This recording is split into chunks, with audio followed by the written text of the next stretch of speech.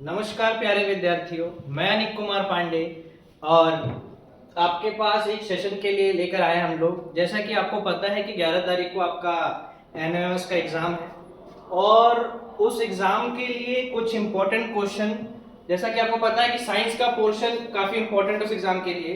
तो इस एग्ज़ाम में कुछ जो इम्पोर्टेंट टॉपिक्स हैं साइंस के, जिससे बहुत सारे क्वेश्चन पूछे जाते हैं, तो हमने आप लोगों के लिए क्या किया है कि कुछ क्वेश्चंस को पिक किया है और टॉप 20 क्वेश्चन। और आज का जो हमारा टॉपिक है भौतिक और रासायनिक परिवर्तन। तो इस टॉपिक से रिलेटेड जो इम्पोर्टेंट क्वेश्चंस जो पिछले सालों में अलग अलग एग्जाम में पूछे गए हैं, तो आज हम उसी को डिस्कस करने वाले हैं। तो समय को ज्यादा बर्बाद ना करते हुए तो आते हैं हम अपने टॉपिक की तरफ। तो जैसा कि आप देख रहे होंगे, आज का हमारा टॉपिक है भौतिक और रासायनिक परिवर्तन। तो जिसमें आप देख पा रहे होंगे पहला क्वेश्चन आपको यहाँ पे दिख रहा है, भौतिक परिवर्तन में 4 ऑप्शन आपके सामने है। नया पदार्थ बनता है, कोई नया पदार्थ नहीं बनता, रंग बदलता है या इनमें से कोई नहीं। तो आप सभी ने भौतिक और रासायनिक परिवर्तन के बारे में पहले पढ़ा होगा, तो आप लोग अपने हिसाब से देख सकते हैं। और भौतिक परिवर्तन में क्या होता है, कोई भी नया पदार्थ नहीं बनता, जो पुराने पदार्थ ही हैं उसके भौतिक गुण बने रहते हैं। तो ये था हमारा आज का पहला क्वेश्चन। आगे चलते हैं हम लोग अपने दूसरे क्वेश्चन की तरफ, जो कि है बर्फ का पिघलना। बर्फ का पिघलना किस प्रकार का परिवर्तन है। यहाँ पे आप देख पा रहे होंगे भौतिक परिवर्तन, रासायनिक परिवर्तन, ए और बी दोनों या इनमें से कोई नहीं। तो जैसा कि देख पा रहे हैं, अभी हमने बात की थी कि भौतिक परिवर्तन में क्या होता है, कोई नया पदार्थ नहीं बनता, और रासायनिक परिवर्तन में नया पदार्थ बनता है। तो आप लोग देख पा रहे होंगे इनमें से बर्फ का पिघलना, अगर बर्फ पिघल रही है तो वो ठोस अवस्था से द्रव अवस्था में आ रही है। और हमने ये भी पढ़ा है कि जब अवस्था का परिवर्तन होता है तो वो किस प्रकार का परिवर्तन होता है, वो एक भौतिक परिवर्तन होता है। जैसे कि आप देख पाएंगे बर्फ का पिघलना क्या है, बर्फ का पिघलना एक भौतिक परिवर्तन है। आप सभी इसको याद रखेंगे। चलते हैं अपने नेक्स्ट क्वेश्चन की तरफ। दूध से दही बनना कैसा परिवर्तन है। दूध से दही का बनना कैसा परिवर्तन है। तो जैसा कि अभी हमने थोड़ी देर पर डिस्कस किया था कि दूध से दही क्या हो रहा है, क्या स्टेट चेंज हो रही है, अवस्था परिवर्तन हो रहा है, या कोई नए पदार्थ का निर्माण हो रहा है। हमने एक चीज और पढ़ी है भौतिक और रासायनिक परिवर्तन में कि जो भौतिक परिवर्तन होते हैं वो अस्थायी होते हैं। अस्थायी का मतलब उनको जनरली रिवर्स करना। भौतिक परिवर्तन जो होते हैं वो अस्थायी होते हैं, मतलब उसको रिवर्स करना क्या होता है, पॉसिबल होता है। और जो रासायनिक परिवर्तन होते हैं वो स्थायी होते हैं। वो जनरली सामान्यतः उनको रिवर्स करना उतना आसान नहीं होता। हाँ, हालांकि कुछ टर्म्स एंड कंडीशन लगा के, जैसा कि सीनियर बड़ी क्लासेस में आप लोग पढ़ेंगे कि इक्विलिब्रियम कंडीशन होती है और आप लोगों ने देखेंगे कि जहां पे उनको रिवर्स किया जाता है। बट फिलहाल के लिए अभी कि दूध से दही बनना कैसा परिवर्तन है, ये एक रासायनिक परिवर्तन है। कैसा परिवर्तन है, क्योंकि दूध से दही बन गया, उसको हम जब रिवर्स नहीं कर पाएंगे। चलते हैं अपने अगले क्वेश्चन की तरफ। लोहे में जंग लगना उदाहरण है।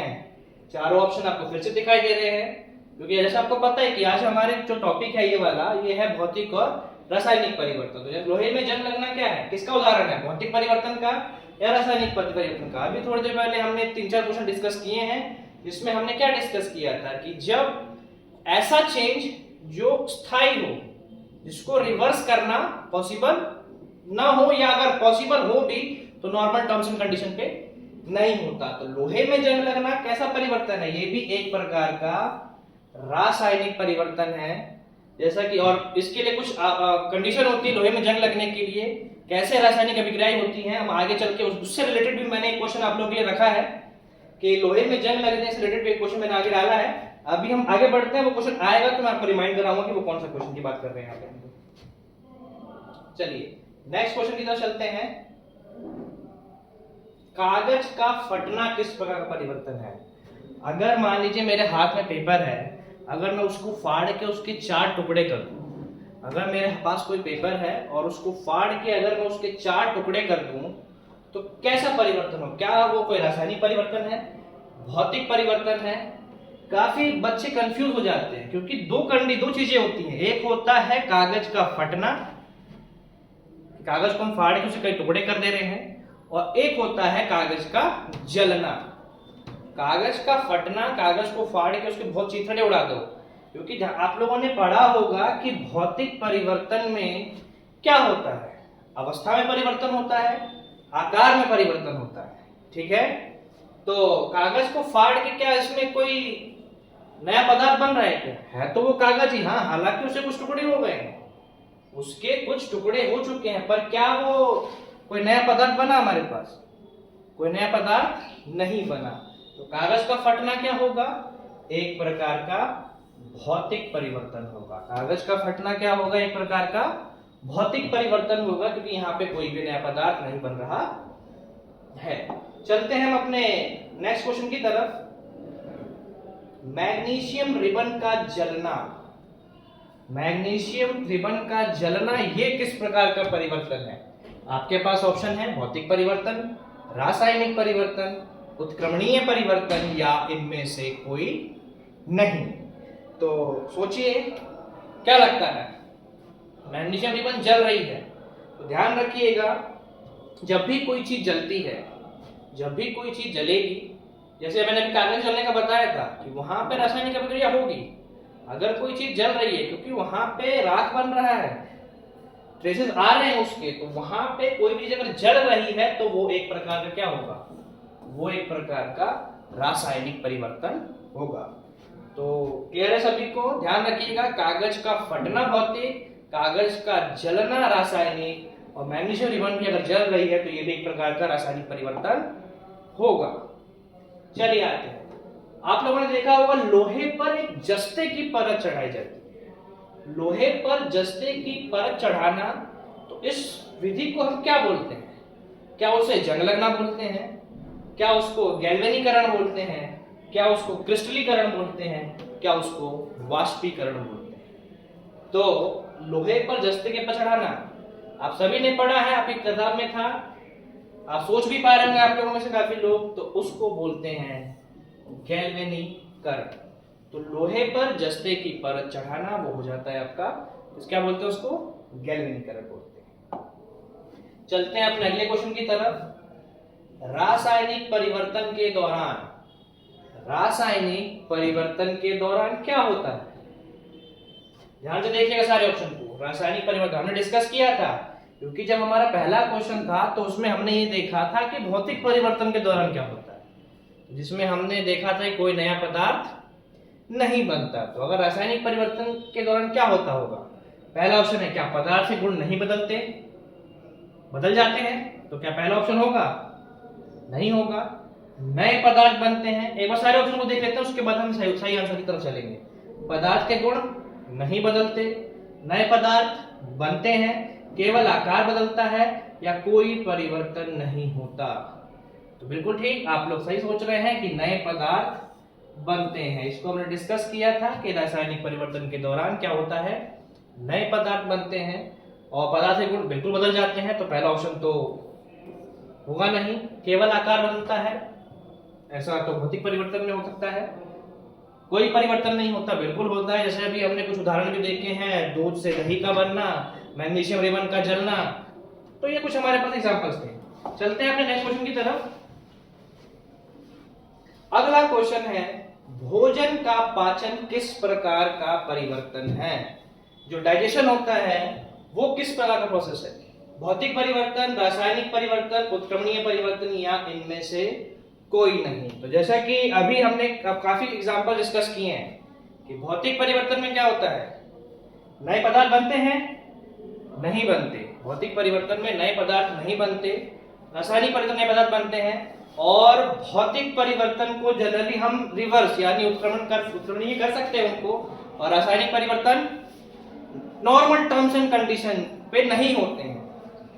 तो भोजन का पाचन, क्या बचा हुआ भोजन वापस से बनेगा? नहीं। तो ये किस प्रकार का परिवर्तन है? रासायनिक परिवर्तन। ये एक प्रकार का रासायनिक परिवर्तन है। आगे बढ़ते हैं। पानी का भाप बनना, बहुत ही इंपॉर्टेंट क्वेश्चन है। पानी का भाप बनना, तो पानी का भाप बनना आप देख पा रहे हैं किस प्रकार का परिवर्तन है? भौतिक परिवर्तन, रासायनिक परिवर्तन, ऑक्सीकरण, इनमें से कोई नहीं। तो यहाँ पे आप देख रहे हो कि पानी किस फॉर्म में है? द्रव अवस्था में है, लिक्विड फॉर्म में है। वो किस में बदल जा रहा है? गैसियस फॉर्म में। तो क्या वहां पे अवस्था परिवर्तन हो रहा है? बिल्कुल अवस्था परिवर्तन हो रहा है। आपने इवेपोरेशन प्रोसेस के बारे में पढ़ा होगा कि जब सी वाटर और रिवर वाटर जो होता है, सनलाइट इवेपोरेट होके क्लाउड फॉर्मेशन, देन वो फिर रेन की फॉर्म में वापस आ जाता है। तो अब पानी का भाप बनना किस प्रकार का परिवर्तन है? एक प्रकार का भौतिक परिवर्तन, क्योंकि यहाँ पे क्या हो रहा है? स्टेट चेंज हो रही है। क्या हो रहा है? स्टेट चेंज हो रही है। चलते हैं अपने नेक्स्ट क्वेश्चन की तरफ। लकड़ी का जलना, बहुत इंपॉर्टेंट क्वेश्चन है। लकड़ी का जलना किस प्रकार का परिवर्तन है? अभी हमने दो चीजों की बात की है। कागज को फाड़ रहे हैं, कागज को फाड़ना, कागज का जलना, ध्यान रखना है। तो यहाँ पे लकड़ी क्या हो रही है? लकड़ी के टुकड़े नहीं किए जा रहे, लकड़ी को जलाया जा रहा है, लकड़ी को जलाया जा रहा है। तो ये किस प्रकार का परिवर्तन होगा? अभी हमने बात की थी कि कागज को फाड़ेंगे तो भौतिक परिवर्तन, कागज को जलाएंगे तो रासायनिक परिवर्तन। तो लकड़ी का जलना भी क्या होगा? रासायनिक परिवर्तन। चलते हैं अपने नेक्स्ट क्वेश्चन की तरफ। रासायनिक परिवर्तन को सामान्यतः आसानी से, ऑप्शन देखेंगे आप, आसानी से नहीं बदला जा सकता, आसानी से बदला जा सकता है, ए और बी दोनों, इनमें से कोई नहीं। तो अभी हमने डिस्कस कर लिया सारे, क्योंकि अभी हम लोग यहाँ पे रैपिड फायर सेशन ले रहे हैं जहाँ पे लगातार हम क्वेश्चन डिस्कस कर रहे हैं। आगे चल के जब हमारी थ्योरी क्लासेस भी होंगी तो वहां पे आगे चल के आपको एक एक चीज को काफी डिटेल में बताया जाएगा। तो रासायनिक परिवर्तन को सामान्यतः क्या होता है? आसानी से, डिस्कस किया है हमने, आसानी से नहीं बदला जा सकता। भौतिक परिवर्तन, जैसे अभी पिछला जो एग्जांपल था, पिछले कुछ एग्जांपल में था पानी का भाप बनना। तो भाप से इवेपोरेशन वाले प्रोसेस को हमने पढ़ा है कि पहले पानी इवेपोरेट होकर जाता है, क्लाउड फॉर्मेशन, देन वो वापस रेन की फॉर्म में आ जाता है। लेकिन रासायनिक परिवर्तन में ऐसा नहीं होता, आसानी से हम उसको नहीं बदल सकते हैं। और आगे चल के जब आप पढ़ेंगे इक्विलिब्रियम कंडीशन के बारे में, तो वहां पे कुछ रासायनिक परिवर्तन रिवर्स होंगे, लेकिन वो उसके लिए कुछ टर्म्स एंड कंडीशन लगती हैं। तो इसका उत्तर क्या हो जाएगा? आसानी से नहीं बदला जा सकता। चलते हैं अपने नेक्स्ट क्वेश्चन की तरफ। लोहे में जंग लगने के कारण, पहले हमने डिस्कस किया था कि लोहे में जंग लगना किस प्रकार का परिवर्तन होता है। तो वहां पे हमने देखा था कि वो एक रासायनिक परिवर्तन है। और लेकिन अब उसके कारण क्या है? मैंने आपको बताया था वहां पे कि आगे चल के हम उसके कॉज के बारे में डिस्कस करेंगे कि अगर लोहे में जंग लगती है, वो एक रासायनिक परिवर्तन है, तो उसके कारण क्या हो सकते हैं? क्या केवल ऑक्सीजन, केवल पानी, ऑक्सीजन और पानी, या केवल हवा? तो इसके लिए ऑक्सीजन और पानी इसका कारण है, दोनों ही। तो जैसा कि आप देख रहे हैं कि लोहे में जंग लगने के कारण ऑक्सीजन भी होता है, पानी भी होता है। तो हमारा कौन सा ऑप्शन सही हो जाएगा? सी, जिसमें ऑक्सीजन और पानी दोनों ही लोहे में जंग लगने के कारण है। चलते हैं अपने नेक्स्ट क्वेश्चन की तरफ। कौन सा परिवर्तन अस्थायी होता है? स्टार्टिंग के क्वेश्चन में ही जब हम लोग एक्सप्लेनेशन देख रहे थे तो वहीं पे हमने स्थायी और अस्थायी की बात कर ली थी कि भौतिक और रासायनिक में से कौन सा परिवर्तन स्थायी होता है। कि अगर बर्फ से पानी बना तो पानी से बर्फ, ये कैसी स्थिति हो सकती है?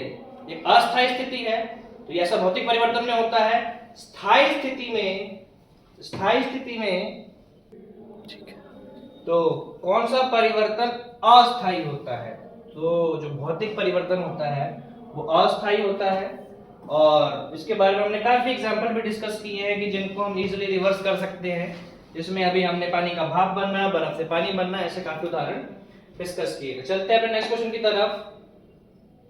चीनी का पानी में घुलना किस प्रकार का परिवर्तन है? भौतिक है या रासायनिक है? चीनी का पानी में घुलना ये किस प्रकार का परिवर्तन है? तो ये एक प्रकार का भौतिक परिवर्तन है। अब कुछ लोगों में ये दिमाग में ये बात आ सकती है कि भौतिक परिवर्तन कैसे है। तो हम सभी ने समुद्र के पानी में घुली नमक के बारे में देखा है। नमक किस फॉर्म में होता है? डिसॉल्व फॉर्म में होता है। उससे हम जो सॉल्ट के क्रिस्टल है वो ऑब्टेन करते हैं। तो ठीक उसी प्रकार चीनी के पानी से भी हम चीनी क्रिस्टल को दोबारा ऑब्टेन कर सकते हैं। तो ये किस प्रकार का परिवर्तन हो गया? ये एक हो गया भौतिक परिवर्तन। चलते हैं अपने नेक्स्ट क्वेश्चन की तरफ। सब्जियों को काटने पर कौन सा परिवर्तन होता है? ध्यान रखिएगा, इससे पहले भी एक हमने एग्जांपल लिया था कागज का, कि अगर हम कागज को फाड़ के उसके 4, 5, 10, 20, 50, 100 टुकड़े कर देते हैं तो वो एक भौतिक परिवर्तन ही होगा, क्योंकि वहां पे उसका केवल आकार बदल रहा है। और अगर वही कागज को हम जला रहे हैं तो वो रासायनिक हो जा रहा है। ठीक वही बात किस पे लागू होती है? ठीक वही बात सब्जियों पे भी लागू होती है, कि सब्जियों को अगर हम काट रहे हैं, अगर सब्जियों को हम काट रहे हैं तो वो एक प्रकार का भौतिक परिवर्तन होगा। लेकिन उसी सब्जी को अगर हम पका दे रहे हैं, गैस पे रखेगा, वही सब्जी पक जा रही है, तो वो कैसा परिवर्तन हो जाएगा? फिर वो रासायनिक परिवर्तन हो जाएगा। क्योंकि अभी हमने काफी एग्जाम्पल देख लिए हैं कि भौतिक परिवर्तन में आकार बदल सकता है। कागज को फाड़ के 10 टुकड़े भौतिक, उसी कागज को जला दिया रासायनिक। ठीक वही बात सब्जी के लिए भी है कि सब्जी को काटने पर भौतिक परिवर्तन होगा, अगर इसी सब्जी को पका दिया जाए गैस पे रख के तो ये हो जाएगा रासायनिक परिवर्तन। चलते हैं नेक्स्ट क्वेश्चन की तरफ। निम्नलिखित में से कौन सा रासायनिक परिवर्तन का लक्षण नहीं है? अभी मैंने पिछले जो भी क्वेश्चन डिस्कस किए हैं लगभग सारी चीजें उसमें कवर कर दी हैं। अब देखते हैं कि रंग में परिवर्तन क्या ऐसा रासायनिक परिवर्तन में होता है? अवस्था में परिवर्तन क्या ऐसा होता है? गंध में परिवर्तन, अच्छा इसमें पूछा है कि लक्षण नहीं है। ध्यान दीजिएगा, कभी कभार क्या होता है कि हम लोग को याद रहता है कि रासायनिक परिवर्तन में रंग में परिवर्तन होता है, हम लोग उसको टिक करके आ जाएंगे, लेकिन वो क्या हो जाएगा? गलत। क्योंकि आपसे क्या पूछा है कि रासायनिक परिवर्तन का लक्षण कौन सा नहीं है, तो जल्दीबाजी आपको नहीं करनी है।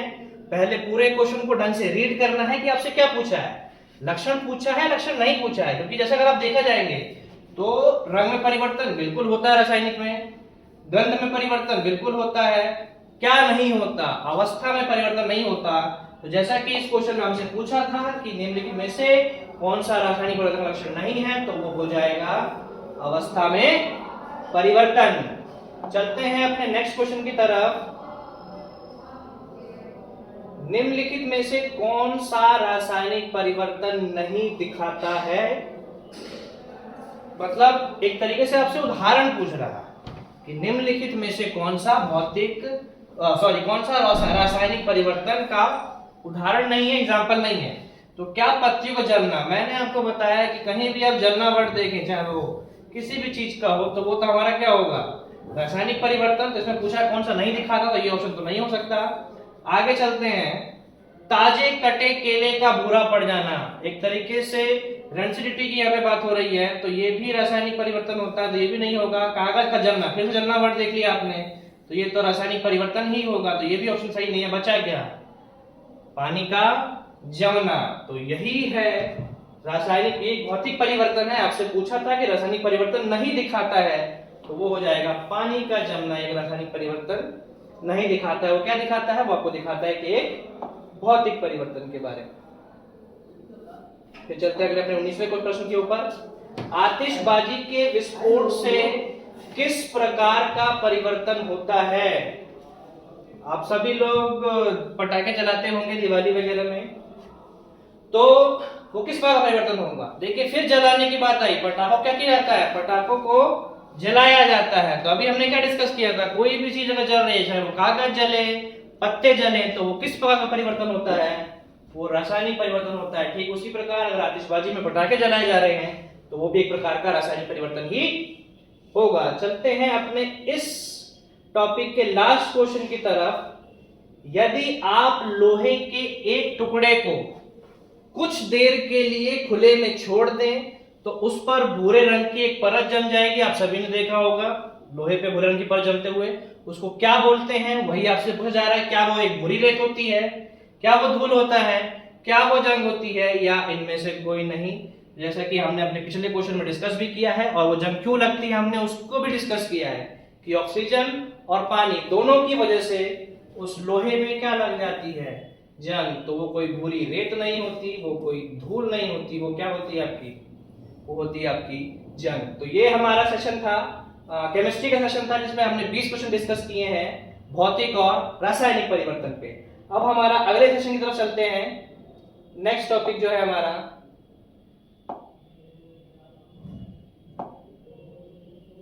आइए,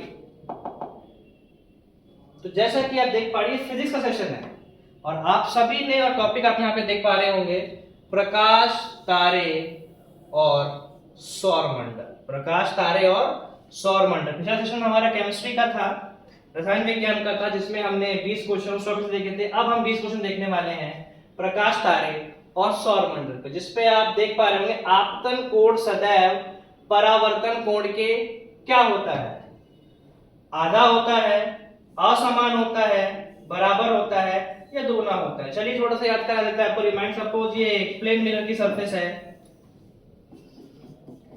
और इस पे अगर लाइट इंसिडेंट हो रही है, इंसिडेंट रे, रिफ्लेक्टेड रे, आप सभी ने ही पढ़ा होगा, और बीच में एक हम एंगल के लिए नॉर्मल रे ड्रॉ करते हैं। ये हमारी नॉर्मल रे हो गई, शॉर्ट फॉर्म में लिखते हैं हम इंसिडेंट रे, और ये हो गई आपकी रिफ्लेक्टेड रे। और यहाँ पे आप देख रहे होंगे एंगल ऑफ इंसिडेंस, या फिर इसी को हम बोलते हैं आपतन कोण, और ये है आपका एंगल ऑफ रिफ्लेक्शन, ये है आपका एंगल ऑफ रिफ्लेक्शन, इसी को हम बोलते हैं परावर्तन कोण, इसी को हम बोलते हैं परावर्तन कोण। तो आपसे यही पूछा जा रहा है कि ये क्या होते हैं, आधा होता है, समान होता है, बराबर होता है, दोगुना होता है।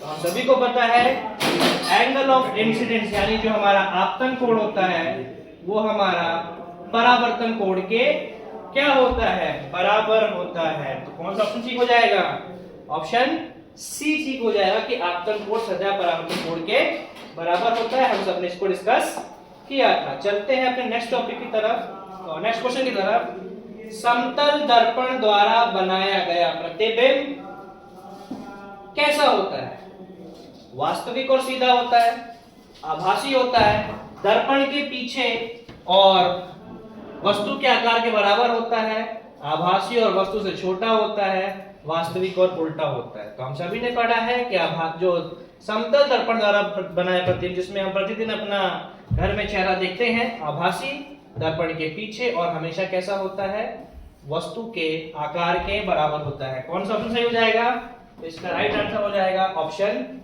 बी। चलते हैं आपके नेक्स्ट क्वेश्चन की तरफ, चलते हैं आपके नेक्स्ट क्वेश्चन की तरफ कि नेत्र का वो कौन सा भाग है इसमें प्रवेश करने वाले प्रकाश की मात्रा को नियंत्रित करता है। हमने मानव नेत्र के बारे में पढ़ा है और इसके ये सारे जो भी ऑप्शन आपको दिख रहे हैं सारे ही हमारे नेत्र के भाग हैं, हमारे आई के पार्ट्स हैं, लेकिन वो कौन सा भाग है जो इसमें पड़ने वाले प्रकाश की मात्रा को नियंत्रित करता है। तो ध्यान दीजिएगा, जो लाइट को, जो प्रकाश की मात्रा है उसको नियंत्रित करने में दो का बहुत इंपॉर्टेंट रोल होता है। एक हो गई पुतली हो गई हमारी, और दूसरी होती है परितारिका, प्यूपिल एंड आइरिश। तो लेकिन अभी क्या यहाँ पे आपका पुतली ऑप्शन में नहीं दिख रहा है, तो कौन सा ऑप्शन है आपको, परितारिका, जिसको हम क्या बोलते हैं, जिसको हम आइरिश भी बोलते हैं, जिसको हम आइरिश भी बोलते हैं। तो ऑप्शन कौन सा हो जाएगा, परितारिका। परितारिका में ही छोटा सा बीचों बीच एक छोटा छिद्र पाया जाता है जिसको बोलते हैं प्यूपिल, वहीं से नियंत्रित होती है क्या, प्रकाश कितना प्रवेश करेगा हमारी आंखों में, हमारे नेत्र में। तो आप ध्यान रखेंगे कि इन ऑप्शन के परितारिका हो जाएगा। चलते हैं अपने आंख के किस भाग पर वस्तु का प्रतिबिंब बनता है, बहुत इंपॉर्टेंट क्वेश्चन है और कई बार पूछा जाता है कि आंख के किस भाग पर वस्तु का क्या बनता है प्रतिबिंब। जो इमेज बनती है वो हमारे आई के कौन से पार्ट में बनती है, क्या वो कॉर्निया में बनती है, क्या वो परितारिका या आइरिस में बनती है, या फिर पुतली, या फिर दृष्टि पटल जिसको हम रेटिना भी बोलते हैं।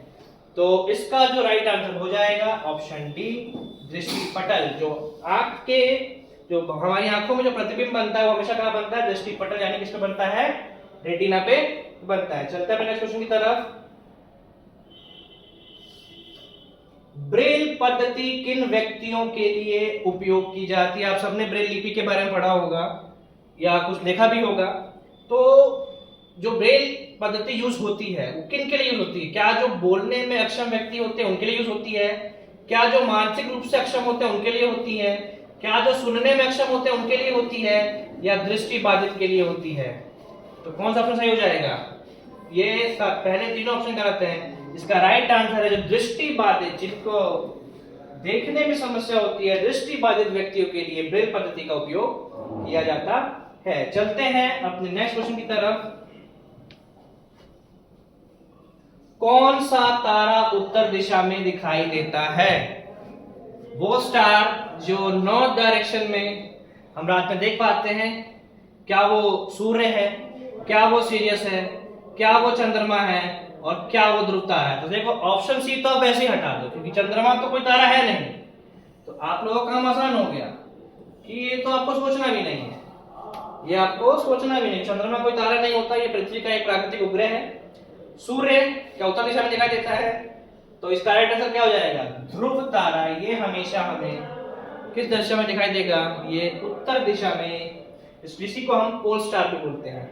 तो ये हमारा इसका उत्तर क्या हो जाएगा? उत्तर दिशा में हमेशा हमको ध्रुव तारा दिखाई देता है। चलते हैं अपने नेक्स्ट क्वेश्चन की तरफ। सौर परिवार का सबसे बड़ा ग्रह कौन सा है? सौर परिवार का सबसे बड़ा ग्रह, तो आप सभी को पता है कि आप देख पा रहे हो, बृहस्पति जिसको जुपिटर भी बोलते हैं, वो हमारे सौर परिवार का सबसे बड़ा ग्रह है। तो अगर सबसे बड़े ग्रह की बात आई है, सबसे छोटा भी आपको पता होना चाहिए। क्या वो ऑप्शन दिख रहा है आपको? नहीं, सबसे छोटा ग्रह बुध होता है, इसको भी आप याद रखेंगे। किस ग्रह को लाल ग्रह कहा जाता है? क्या पृथ्वी को लाल ग्रह बोलते हैं? बिल्कुल नहीं। पृथ्वी को कैसा ग्रह बोलते हैं? नीला ग्रह। क्यों? 71% वाटर।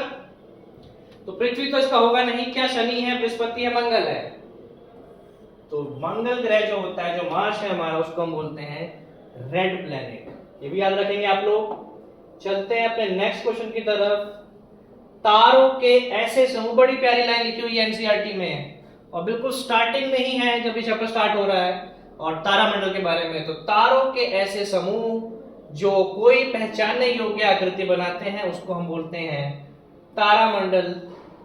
कॉन्स्टेलेशन होता है ये, तो तारामंडल ही है वो जो पहचानने योग्य आकृति बनाते हैं। इससे संबंधित एक एग्जाम्पल आगे लिया है मैंने, आने वाले प्रश्न में एक एग्जाम्पल लिया है, तो वो आपको जब प्रश्न आएगा तो आपको बताया भी जाएगा।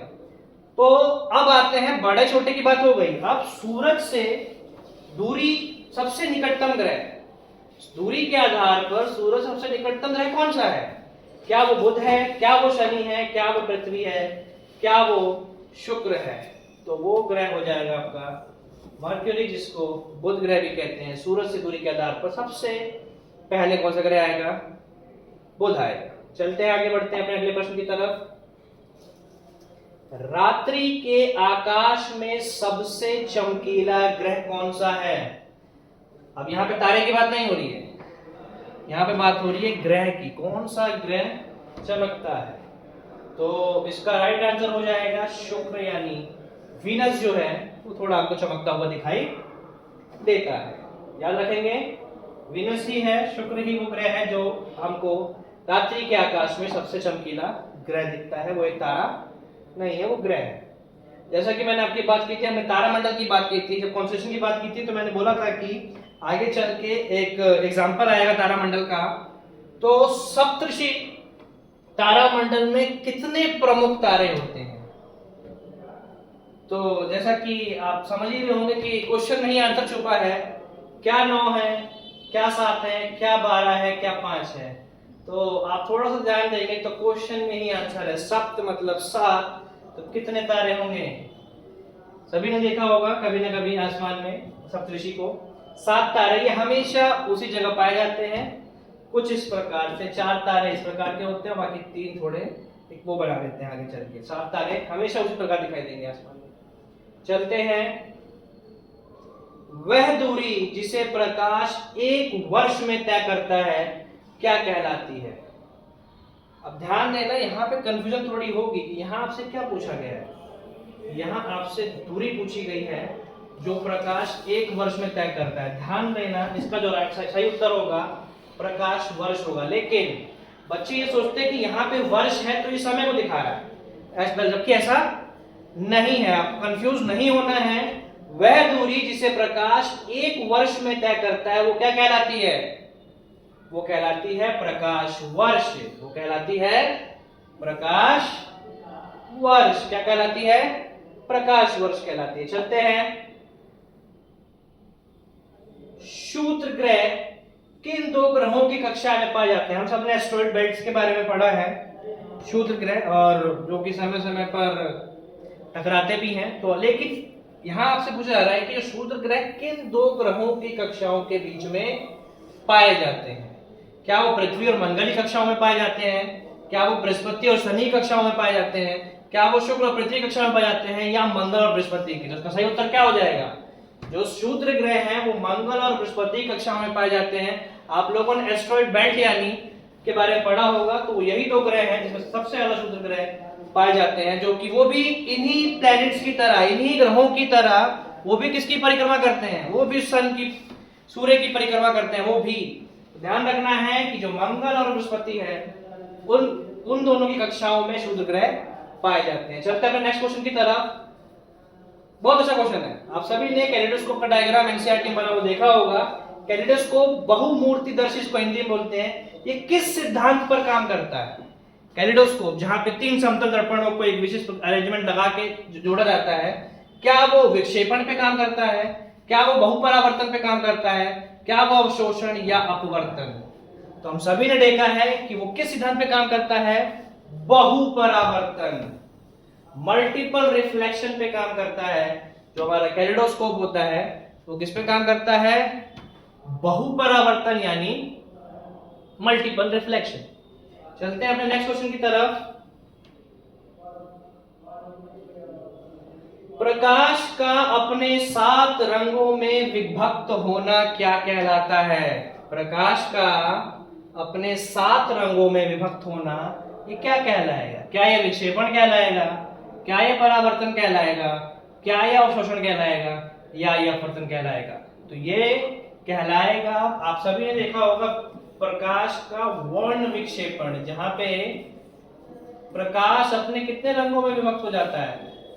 7 रंगों में। और 7 का सीक्वेंस भी आपने पढ़ा होगा, विबग्योर।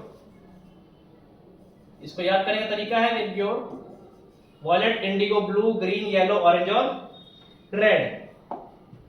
चलते हैं अपने नेक्स्ट क्वेश्चन की तरफ।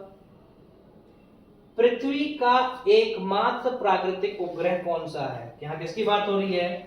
यहाँ बात हो रही है पृथ्वी के एकमात्र प्राकृतिक उपग्रह। पृथ्वी का एक ही प्राकृतिक उपग्रह है। तो सबसे पहले देखिए, सूर्य एक तारा है। आप देखिए, कभी भी आप एग्जाम में जब क्वेश्चन करने जाएंगे तो कभी कभार क्या होता है, उत्तर हमें क्वेश्चन में छुपा होता है। सबसे पहले आप ऑप्शन एलिमिनेट कीजिए कि सूर्य तो उत्तर हो नहीं सकता, सूर्य तो एक तारा होता है। सूर्य क्या होता है? सूर्य तो एक तारा है। शुक्र एक ग्रह है। सूर्य क्या है? तारा। ये प्राकृतिक उपग्रह नहीं हो सकता। शुक्र क्या है? ये ग्रह है, ये भी प्राकृतिक उपग्रह नहीं हो सकता। अब बचे हमारे पास 2 ऑप्शन, चंद्रमा और आर्यभट्ट। आर्यभट्ट एक कृत्रिम उपग्रह वो भी है, लेकिन कैसा उपग्रह? कृत्रिम उपग्रह, जिसे 1975 में अंतरिक्ष में भेजा गया था। अब चंद्रमा ही है वो उत्तर, यानी इस क्वेश्चन का हमारा राइट आंसर क्या हो जाएगा? इस क्वेश्चन का जो राइट आंसर है वो हो जाएगा चंद्रमा। क्या हो जाएगा?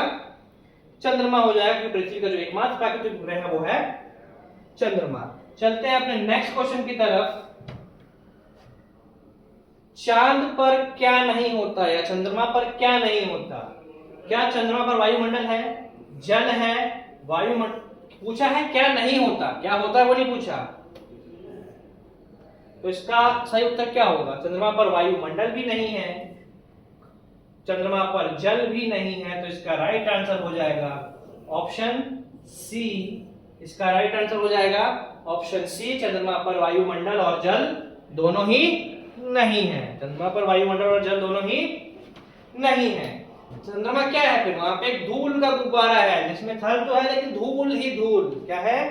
धूल ही धूल है। तो आपसे इस क्वेश्चन में पूछा था कि चांद पर क्या नहीं होता, तो चंद्रमा पर वायुमंडल और जलमंडल दोनों ही नहीं होते। चलते हैं अपने नेक्स्ट क्वेश्चन की तरफ। चंद्रमा किसकी परिक्रमा करता है? तो अभी हमने बात की थी कि पृथ्वी का एकमात्र प्राकृतिक उपग्रह कौन सा है। तो हमारे पिछले क्वेश्चन में ही इस क्वेश्चन का आंसर छुपा हुआ है कि चंद्रमा किसकी परिक्रमा करता है। तो चंद्रमा पृथ्वी की परिक्रमा करता है। जिस प्रकार पृथ्वी सूर्य की परिक्रमा करती है, और उसी प्रकार जो चंद्रमा है वो पृथ्वी की परिक्रमा करता है। चंद्रमा जो है वो एक पृथ्वी का प्राकृतिक उपग्रह है, जबकि आर्यभट्ट जो हमने बात की थी वो एक कृत्रिम उपग्रह है, जिसको 1975 में अंतरिक्ष में भेजा गया था। बहुत इंपॉर्टेंट क्वेश्चन है, नील आर्मस्ट्रॉन्ग कहाँ के रहने वाले थे? तो रहने वाले तो ठीक है, पर ये थे कौन? ये वही इंसान है जो पहली बार जिन्होंने चंद्रमा पे कदम रखा था। कब रखा था? 1969, जुलाई 1969 में इन्होंने चंद्रमा पर कदम रखा था। और ये कौन से कंट्री के थे, किस देश के रहने वाले थे? ये थे अमेरिका के रहने वाले थे। किसके, कौन से कंट्री के थे? ये आपको याद रखना है। कब रखा था आपको ये भी याद रखना है। तो ये जो आज हमारे ये 20 क्वेश्चन सब कंप्लीट होते हैं हमारे फिजिक्स सेशन के। तो आज जो हमने 40 क्वेश्चन डिस्कस किए हैं उसमें हमने 20 क्वेश्चन केमिस्ट्री से यानी रसायन विज्ञान से, और 20 क्वेश्चन जो अभी हमने डिस्कस किए हैं ये फिजिक्स के थे। तो ऐसे ही आगे कल भी कुछ टॉपिक के साथ मैं आऊंगा, और कल हम कुछ और क्वेश्चन डिस्कस करेंगे, जिसमें भी हमारा बायो का सेशन रह रहा है, जिसमें हमने पहला टॉपिक जो प्लान किया है वो है पादपों में पोषण। तो कल हम और भी क्वेश्चन डिस्कस करेंगे, तब तक आप इन टॉपिक को रिवाइज कीजिएगा। नमस्कार।